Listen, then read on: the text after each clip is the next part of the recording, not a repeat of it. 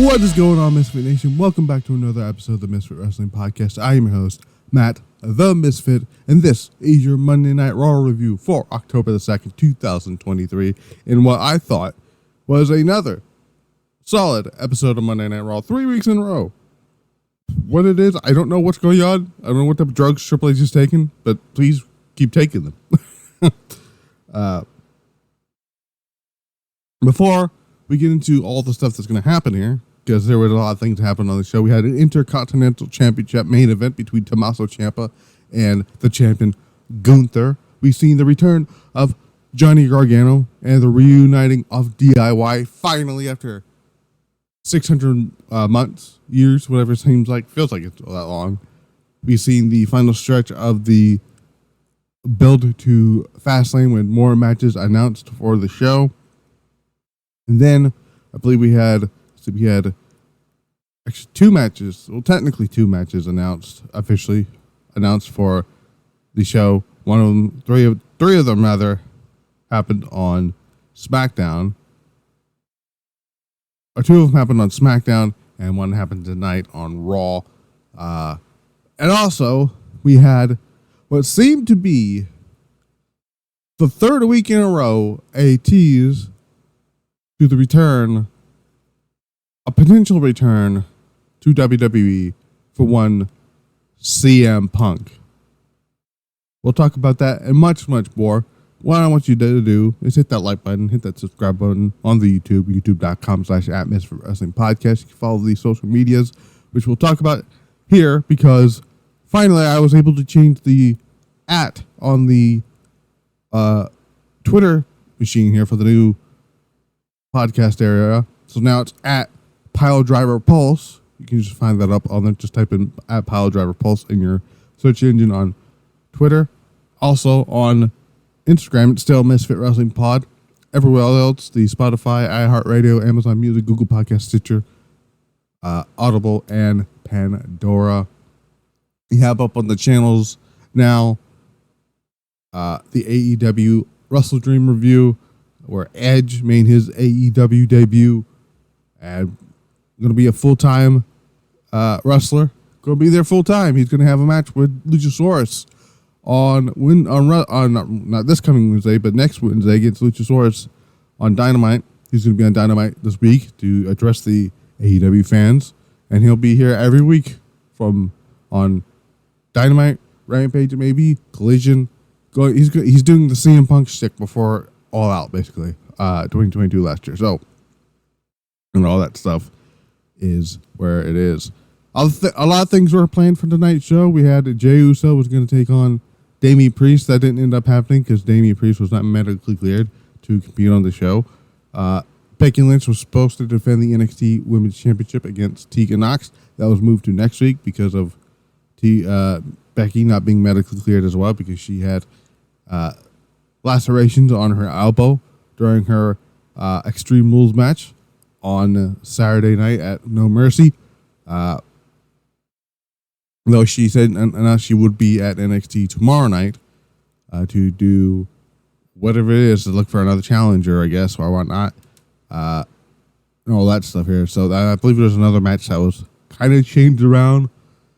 Let me see if I can pull up the Fightful.com scoop here, because I want to see what the rest of the Raw plans had listed here. Let me see if I can find it.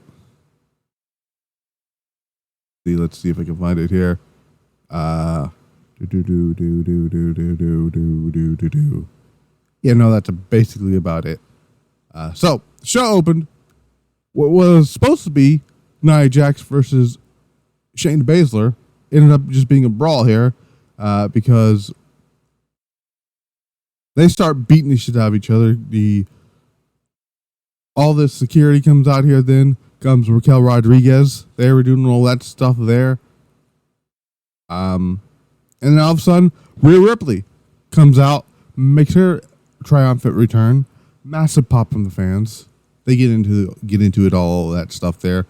Rhea Ripley deadlifts a poor security guard and gives him a riptide, and then says, "Now that I've taken care of that business, I need to take care of Judgment Day business. And she demands for Judgment Day to come out to the ring. Damien and Dominic come out. They're looking what's the word I'm like? Not downside. What's the word I'm looking for here? Distraught. I know. Depressed. That's the word. I was like, it was D word. I couldn't remember what the D word was for a second there. It says she has some Judgment Day businesses to take care of, and clarifies that there's not supposed to be a leader of the group. Though the way she was handling things tonight, let's be real. Rhea Ripley's the leader of the Judgment Day. She says someone comes up with a game plan, and the second that she gets taken out, things start falling apart.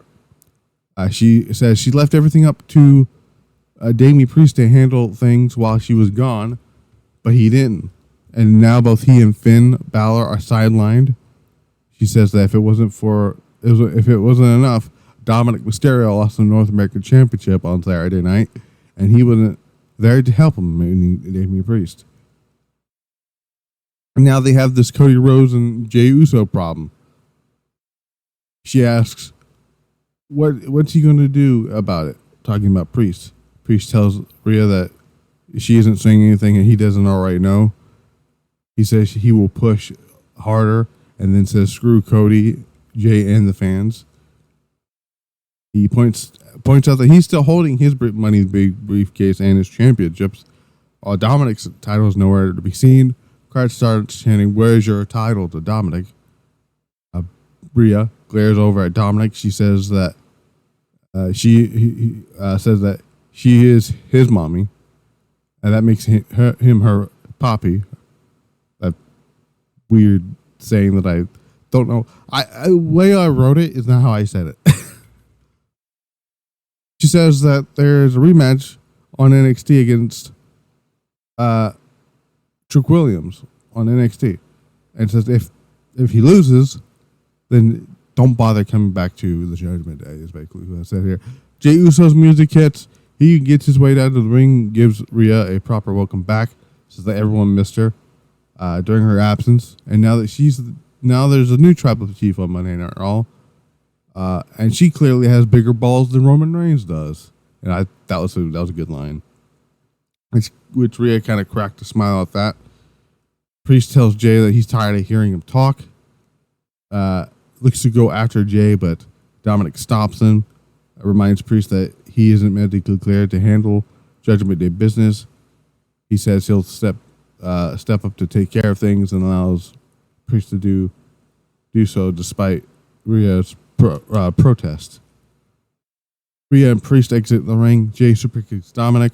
JD McDonough appears to provide Dominic with some helping hands. They start double teaming Jey Uso. Priest then looks to join in, but Cody's music hits. He comes out there to help Jey. Plants Dominic with the crossroads before Adam Pearce appears on the ramp and says, at Fastlane, Damian Priest and Finn Balor defend the undisputed tag team titles against Jey Uso and Cody Rhodes on Saturday night. Well, I thought the segment was actually really, really good. Set up a lot of things. Rhea is over as fuck, and just Rhea just laying down the law is what you need to be doing. And I thought that was very, very good. Still teased that little dissension between the Judgment Day, but also kind of sneaky that JD McDonough stuff in there, which is good there. Then we had Alpha Academy versus Imperium. Alpha Academy did not get the win here, unfortunately. This match was all right. Nothing too exciting happened here. Kaiser fires an enziguri onto Chad Gable for the win. 1, 2, 3. Again, nothing too fancy there to handle that there. We go backstage to Tegan Knox, who with Adam Pearce, who informs Tegan that her NXT Championship match with Becky Lynch has been postponed due to the latter of this insane Becky sustaining an injury at No Mercy. before Chelsea Green interrupts and Adam Pearce makes a match between Knox and Chelsea and Green. Bronson Reed, a big Bronson Reed, destroys Cedric Alexander, which again I'm somewhat surprised he did not. It wasn't part of the massive cuts that we had last week, was it? Was it last week or was it the week before? Was it the last week of the week? It was either the last week or the week before that. No, it was the week before. But yeah, Tsunami Splash for the win. Nothing. This is basically here to show the stuff with Bronson Reed. I like what they're doing with Bronson Reed. Keep it up. Hopefully he gets a shot down the line for the Intercontinental Championship against Gunther. That will be big men slapping meaty meat. Meaty men slapping big meat, whatever you want to call it. Then we got the contract signing here with Tommaso Ciampa and Johnny Gargano. Tommaso Ciampa and Gunther for the Intercontinental Championship. They both make their way down to the ring. Ciampa looks to sign the contract. Before he does, he grabs the mic and says, "The air will taste different, and the sun will shine less when he fights him for the Intercontinental title." Says that Gunther says while Gunther has served five course meals, he's been served roadkill, which is Ciampa's talking about himself. Says that when he walks out the curtain, he's fighting for his life, fighting for him. He promises that he will be the new Intercontinental Champion, then signs the contract. Gunther reminds Ciampa that this is a contract signing for the most prestigious championship. Then says that Ciampa talks about fighting for himself. Says that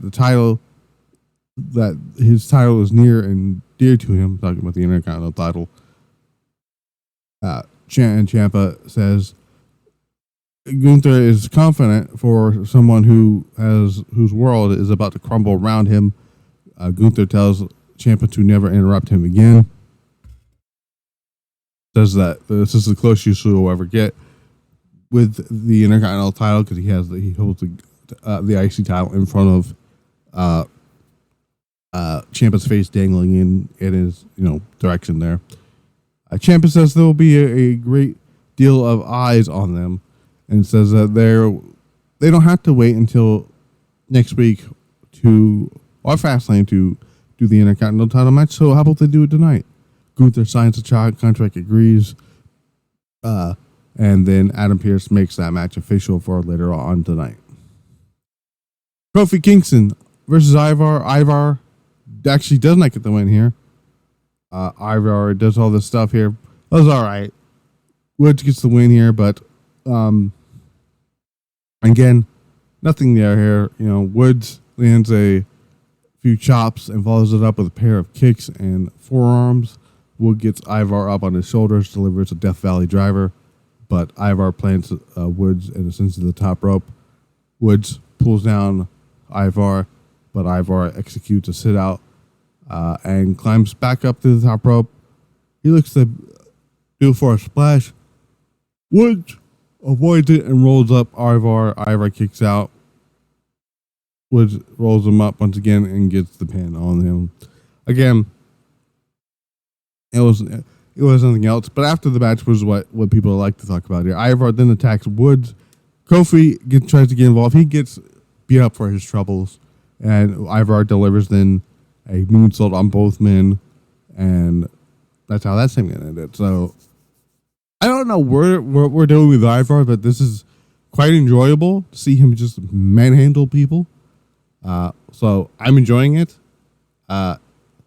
Please do not stop that when Eric comes back from his injury there.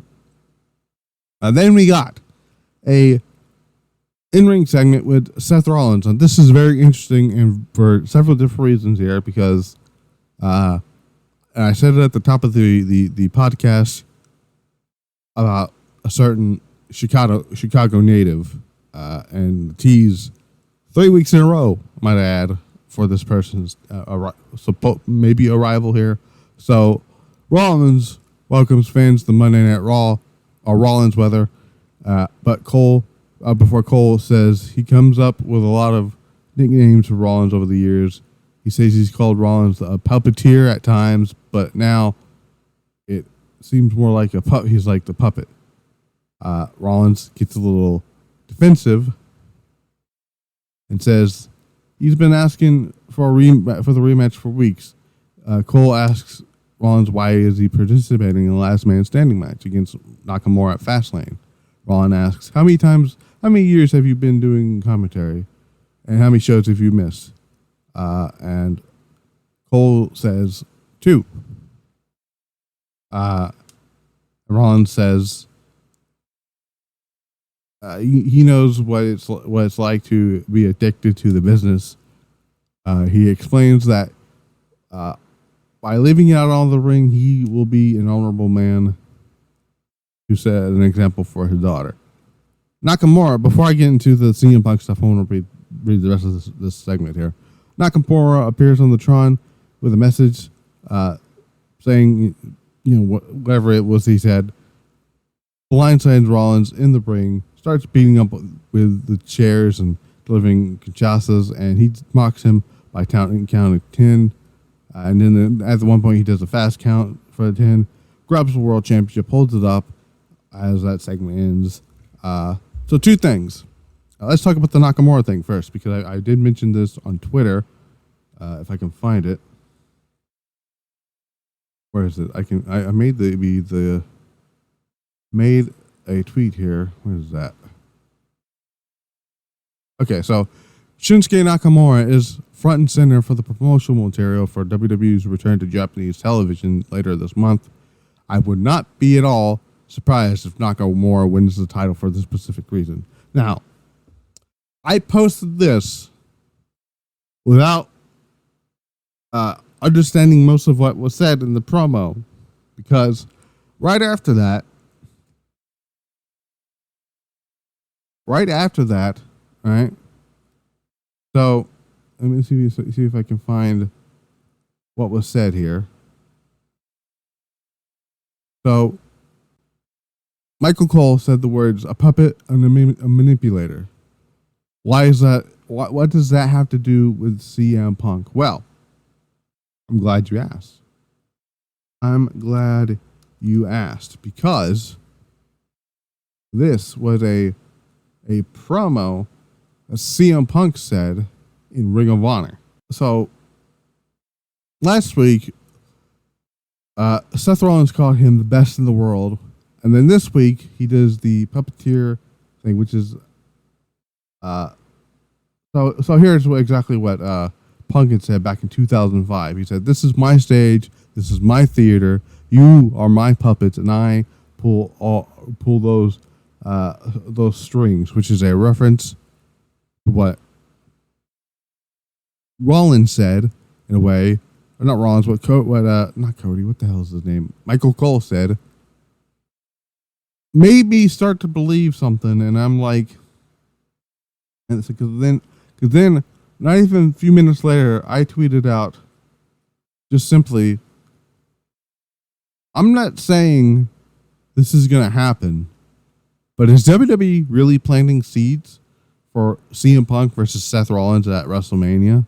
Because that's what it felt like.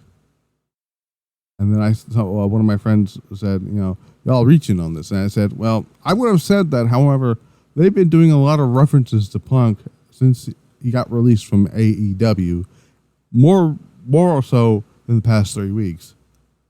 They usually don't do that unless something is happening, because they did the same thing with Cody Rhodes last year, and that is absolutely true. Because for weeks leading up to WrestleMania, they had references throughout the show when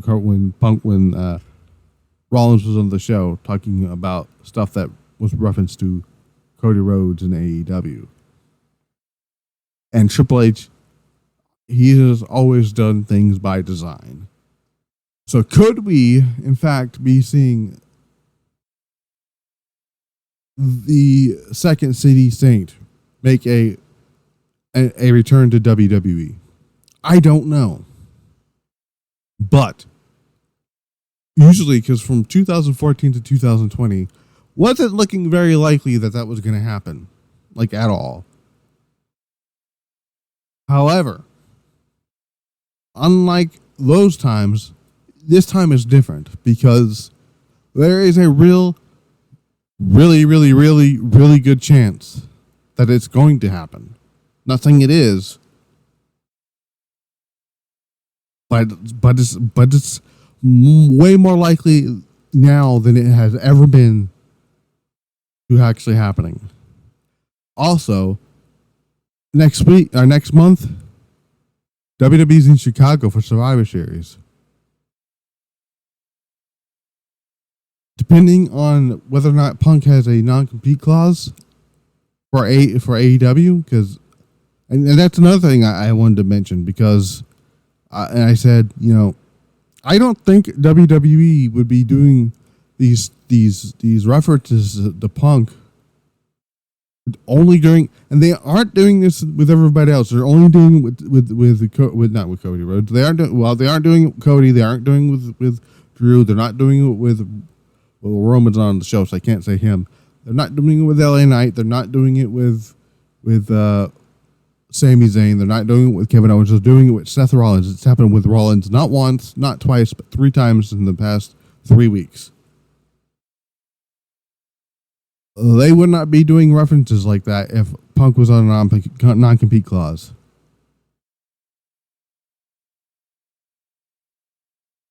Could WrestleMania's main event, or could WrestleMania main events for Mania 40 be Cody Rhodes and Roman Reigns on night 2 and CM Punk versus Seth Rollins on night 1? If you ask me, those are two hell of a main events right there. And whether you guys like them or not, if you put CM Punk on WrestleMania 40 in a world title match, that's gonna sell tickets. He's a draw, whether people like it or not. He's still a draw. I like CM Punk. I really do. Not the attitude he's been having lately, like his act, like him as a person. I don't know him much as a person, but him backstage, his backstage personnel, I could care less. But him as a performer, him as a promo, him as a wrestler, him as a talent, him as a creative genius, one of my favorites. I know I said Gunther versus Seth Rollins is the way to go. However, based on tonight's promo and last week's promo and the week before that, I'm leaning a little bit more towards them doing Punk and Seth Rollins at WrestleMania, which means, unfortunately, the winner of the Royal Rumble, the Men's Royal Rumble, is either going to be Cody Rhodes or CM Punk, if CM Punk is coming in. If not, still stick with the Gunther idea. Because there's a fairly good chance Gunther is going to go into WrestleMania, and then that's when he drops the title.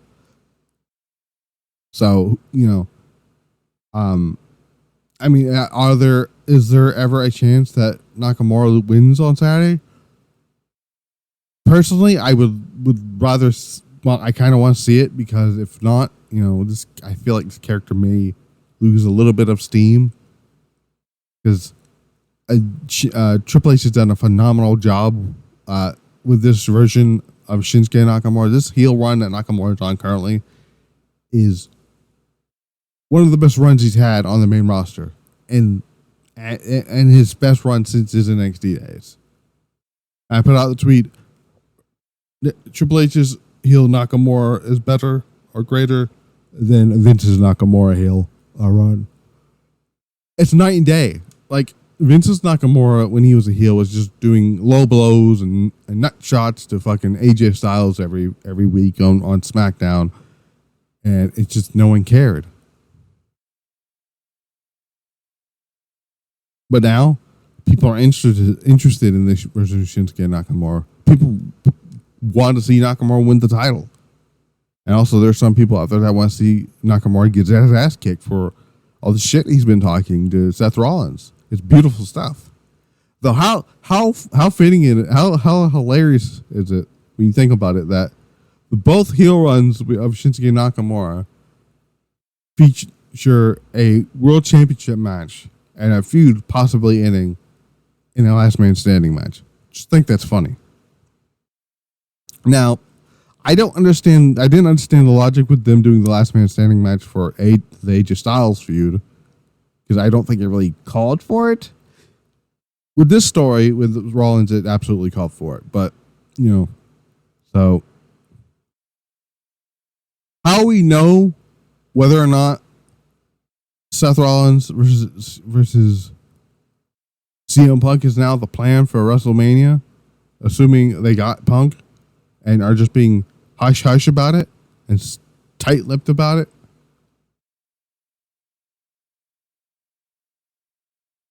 I'm going to stay optimistic here because I've been down this road with Punk coming back to WWE. Don't want to fall for it. If it doesn't happen, I don't want to be set up for disappointment. You know what I'm saying? So I'm going to keep an eye out on the rumors too because, Sean Ross Sapp said he's going to look around and ask about it. And if they don't say anything, because there's times that Sean has asked people about things and if somebody's coming in or not, and they are usually like, well, they try to dodge the question, And then there's sometimes that they'll just straight up lie to him, so it would be, a surprise or whatnot. Now, I don't give a shit about Bowser, but Bowser claims that it's a CM Punk reference. I mean, it was absolutely a CM Punk reference. I mean, there was no other way to talk about it. Like, this was a CM Punk reference through and through. So there's that. Tegan Knox defeated Chelsea Green because that's what Chelsea Green's there for, to lose losses, because that's her character and it's okay. But for God's sakes, we've seen before this match, we've seen Tegan Knox backstage talking to Becky Lynch, Becky saying, well, I was really looking forward to competing tonight, but unfortunately, because of this elbow issue thing, it's going to be postponed for next week. But I am looking forward to, tearing it up with you and whatnot. And Tegan basically says the same thing. Looking forward to it. What's the one thing? Speaking of Becky Lynch, before I go into this next match here, Becky Lynch said, let me see if I can find out, because Becky Lynch said something about Xia Li that I wanted to point out. It's kind of apropos for what Becky Lynch says. Find it here. Here we go. Becky Lynch, New York Post here. Becky Lynch says, currently, we are a little light on women with credibility on Raw. So anyway, I can give these women who are great credibility and give them a match, give them an outstanding outing, and showcase them in a championship match. I think only benefits everybody. It benefits the audience because we have more women that we care about and more women that I can beat. And there was something about Xia Li. Here we go. I need people to come up. I need people on this level. But if nobody is getting any TV time, if nobody's getting any story time, then they can't rise up because nobody knows who the hell they are. She was asked about Zoe Stark and Xia Li and Candice LeRae. She said this. If I can find it, if we can find the Xia Li thing here. So here we go. So here's what she said about being in the ring with, who is she? With Rhea Ripley, for example. She's phenomenal. She's intense and she's athletic. Talking about Zoe Stark here. She loves this. She is great. She's an asshole, but she's great. And with a bit of time she's going to be a big star and a main player. And she talks about Xia Li. She says, I think Xia Li has such a cool character. We haven't seen any of these things from her. She had little momentum, and then it all stopped. It's hard to gain momentum if you don't get no TV time. It's hard to get TV time if there's nothing to fight for. We know that Rhea Ripley only likes hanging out with the lads of the Judgment Day and doesn't like getting hit. Well, that's a little shade there to, heat up that rivalry, because that's going to be the match at WrestleMania. I don't give a shit what people are suggesting for Jade Cargill. This is the match for Becky Lynch at WrestleMania. So that's why I come along with my championship, trying to give people opportunities. I'm grateful for my time, but I want more time, and damn it, that's why I will do all these things. That's why I'll go down to NXT. That's why I'll be on all the shows. That's why I'll be on dark matches on SmackDown, as well as being a mother, traveling and writing a book, and all the things I'm doing, because I love this. I'm trying to elevate this championship and elevate the women. So, like I said, Becky Lynch wants to see the women grow. I agree everything she said in that whole thing about women. And basically, this also applies to the men too. Like, everything she said, I agree with. Xia Li, I've praised Xia Li for a very long time. Long before I even had this podcast, I've been praising her. Like, first time I saw her, I'm like, I fell in love with her. She was like, I saw something in her, and Triple H saw the same thing, because he gave Triple H, Boa, and Wendy Chun, who at the time was Karen Q, this new gimmick, with this Teen Shaw gimmick, who they all want to come back as. I don't know about Wendy Chu, but Wendy Chu seems to be excited about the idea. Boa wants it. Xia Li wants it. She even said it as much, but she said it's not up to her. But Boa's not doing anything down in NXT. Neither is Wendy Chu. Repackaged Wendy Chu, bring her back up as making, and I guarantee you this gimmick of Teen Child is going to get over somehow, because it got over in NXT. I know the saying is, it's not everything is going to get over in NXT. That is true. But how are you going to know if you don't try? You know what I'm saying? Like, for example, because it's working out with Gunther. Gunther's getting over. It's working out with Rhea Ripley. Rhea Ripley's getting over. It's working out for Io Sky getting over. But her getting over is not based on her character. Her getting over is based on her wrestling ability. And right now she's a likable babyface, who is getting fucked over by one of her friends, which is why Kyrie going to come back and try to convince Io that everything that's going on with Bailey it's a sham. And Io notes this. Like, I'm excited to see where that's going to go, because I didn't get to talk about that on this weekend. That, like, Io is not happy with Bailey, and I loved it. So we'll see where that goes there. But this match here, because we seen fucking Natalya show her stupid ass face again.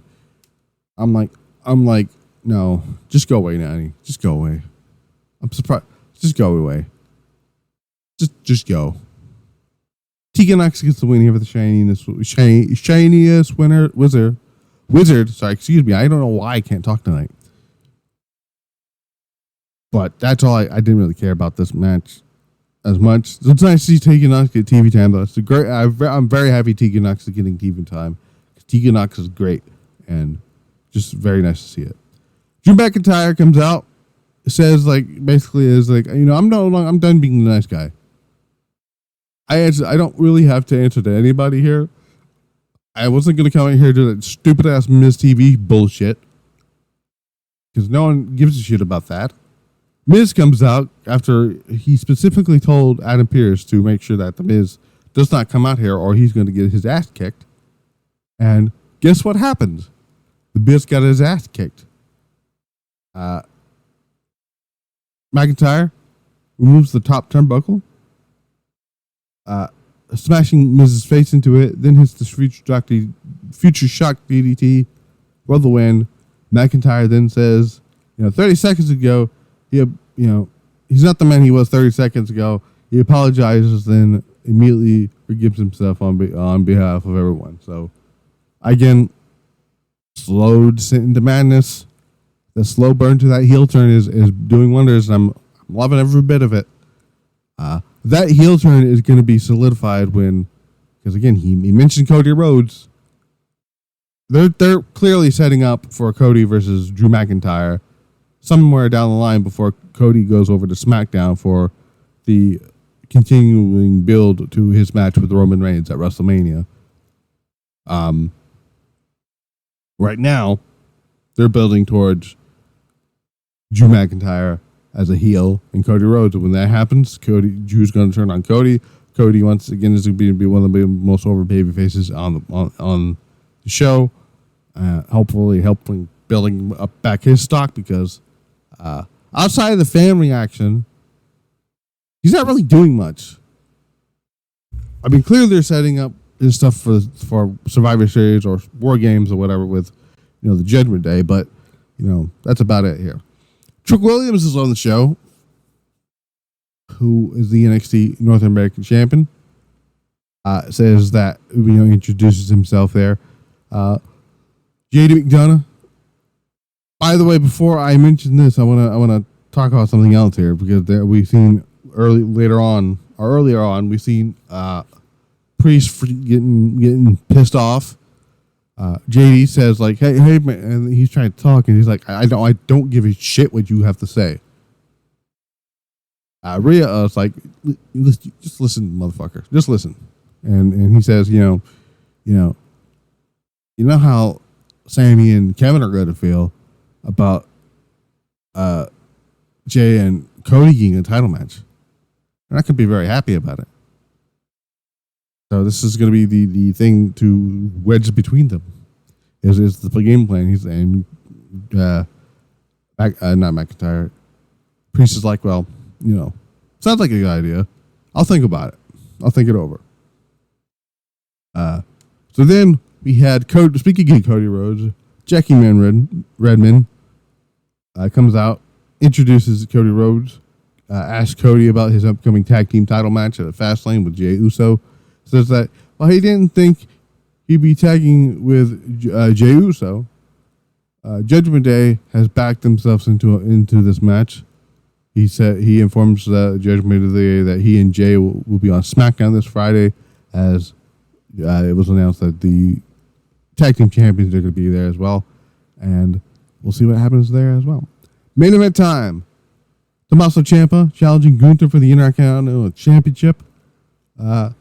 Ludwig Kaiser, Giovanni Vinci was not out there very long.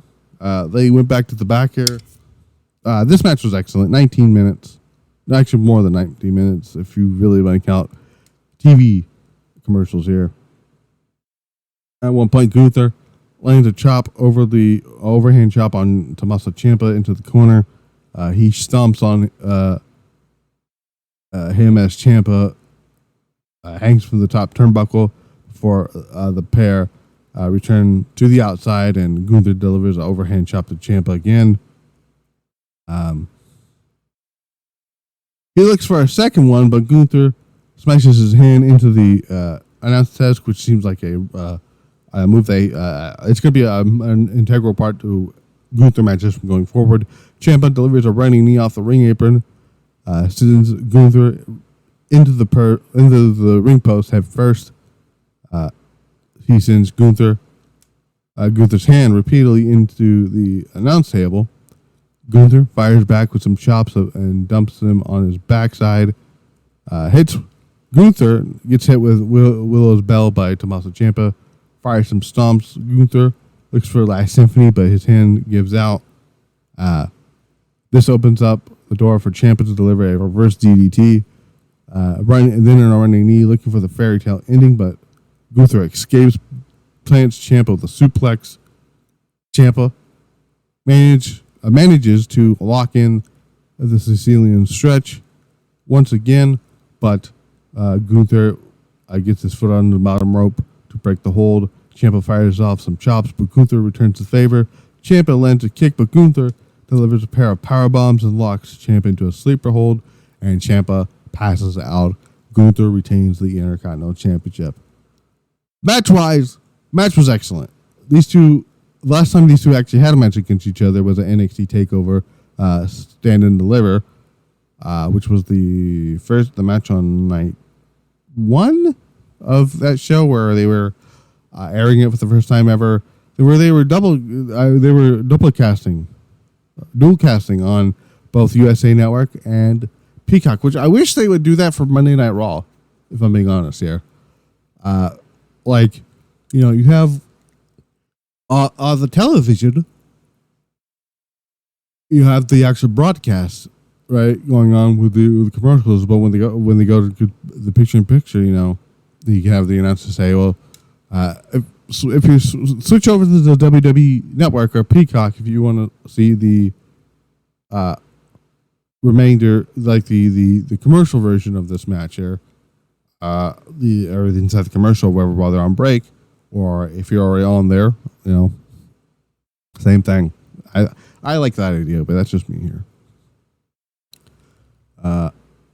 After the match, Giovanni Vinci, Ludwig Kaiser wastes no time by attacking Tommaso Ciampa as Gunther just leaves. We're getting beat down, stomps onto Ciampa and all that stuff.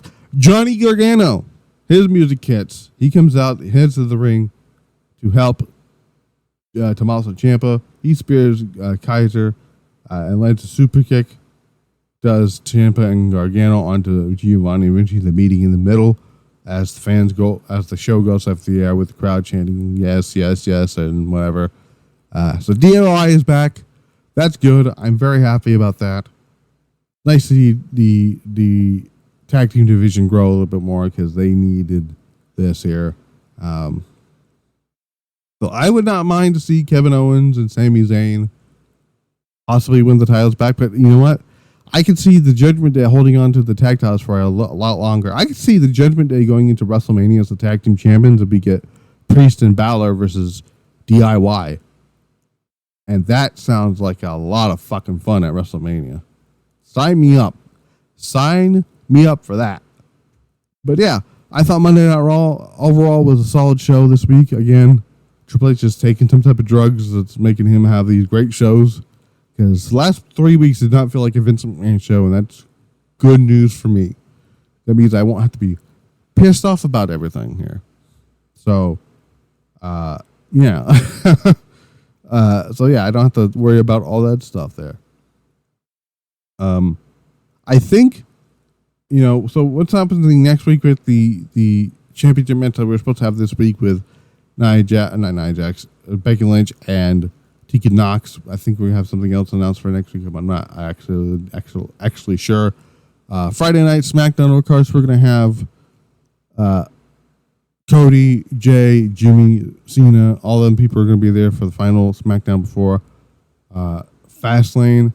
I believe there's another match that was announced on that show there. I could be wrong. I'll have to look, but I'm not sure here. Let's talk about the matches that are currently announced for the show. There's only 5 matches on the show. 3 matches that were actually officially made.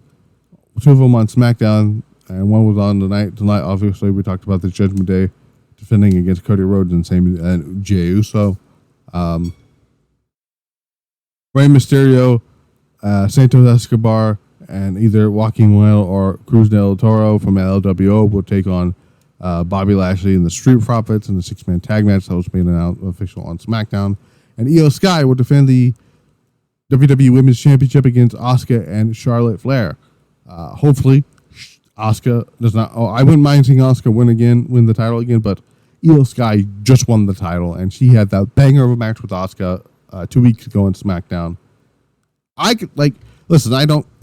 harp on Charlotte a lot, but I know this match is going to slap quite a bit here. Giving the talent involved with Io, hopefully, I would see Io. I want to see Io pin Charlotte. That's what I want to see there. There's a good chance, though. There's a very possible chance that Kyrie shows up on the show here because, like I said, Kyrie. So there is a show, right? So this coming Monday, there's going to be a show in Japan called the Nogawa Golden Fight Show, where she's going to have her last match at Stardom. But Saturday is a different story. She can still make Fastlane and do the Japan show. Will she do it? I don't know. But I see her being involved with a Survivor Series and stuff like that. Dynamite, we got Edge. He's going to be there talking to people on the show, talking about whatever he's going to do there. We also have, what else is happening on Dynamite this week? I don't remember what else was supposed to happen on Dynamite this week. Unfortunately, we did have some injury news to report on Stardom side of things. I'm going to look for that here in a second. Give me a thing here, if I can find it. Give me a second. Okay, so here is the unfortunate news that came out last night. Stardom announced that Natsupoi is injured. So, what was originally scheduled to be Natsupoi and Soriano, they were going to defend the Goddess of Stardom tag team titles against Azumi and Utami Hayashishita. Unfortunately, Utami is suffering with a cervical hernia. Unfortunately, Natsupoi is suffering from the same thing. So that has been changed now to just Azumi versus Soriano. Natsupoi has been pulled from the Goddess Tag League. Yuna Minozori has replaced Natsupoi as Tam Nakano's partner for the tournament. I would like to wish a speedy recovery to Natsupoi. Then I had an update because Stardom had the full press release out for that, and if I can find.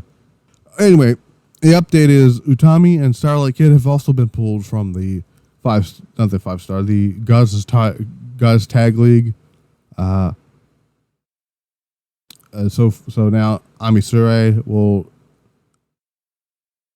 now be Lady C's partner because Utami was supposed to be her partner, and Momo Watanabe, who was originally supposed to team with Aruka, is now teaming with Natsuko Toro, and they're just going to take that thing off of there, and now they moved over that block, that team of Momo and Toro over to blue block, a red block from blue block, and now it's just gonna be it was originally supposed to be an 8-team tournament. Now it's just a blue block tournament. It's a red block tournament. So now the after the changes of the tournament block is now we got Julia for red block. We got Julia, Tekla as one team, Shuri and Saki Kashima as the other team, Saya Ida and Hanako, Suzuki and Mai Sore, Mina Shirakawa and Waka Tikiyama, Riza Sura and Kunimi Hiraki, I believe that's. I'm sorry if I mispronounced her name. And Natsuko Tora, Momo Watanabe. For blue block, we have Micah and Megan Bain, Mayu Watani and Hanan, Hazuki and Koguma, Mirai and Mai Sakurai, Tam Nakano, Yuna Nizori, Azumi and Miyu Amazaki, aka Kevin, Ami Sure, and Lady C. So that's the other one there. So, and also, like I said, Hazuki and Koguma were on red block. They've moved over to blue block. So those are just the only updates I have for you guys here regarding that here. So, yeah. But yeah, I've been Matt the Misfit. This has been the Misfit Wrestling Podcast. Make sure you follow the new Twitter at Piledriver Pulse on the X, whatever you want to call it here.